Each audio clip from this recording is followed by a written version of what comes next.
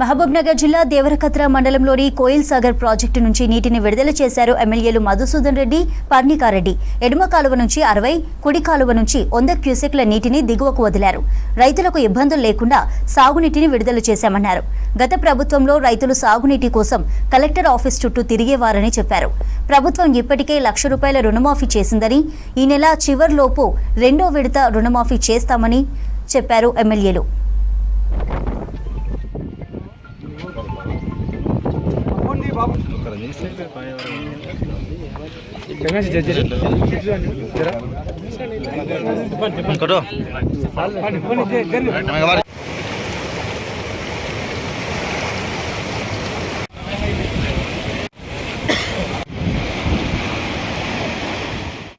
ఆలోచన చేసి ప్రజలు అడగకుంటే మేము ఇక్కడికి వచ్చి నీళ్ళు ఇచ్చినామంటే ఒకసారి ఆలోచన చేయండి. ఇది ప్రజాప్రభుత్వం అంటే. వాళ్ళలాక ప్రజలు వాళ్ళ చుట్టూ తిప్పుకొని ప్రజలు అడిగినాక కాళ్ళు అరిగేలా చెప్పులు అరిగేలా తిరిగినాక ప్రజల కోసం చేసే పనులు కాదు. ఇది ప్రజాప్రభుత్వం. చాలా పారదర్శకంగా మా గౌరవ ముఖ్యమంత్రి గారి నాయకత్వంలో మేమంతా పనిచేస్తూ ఉన్నాం.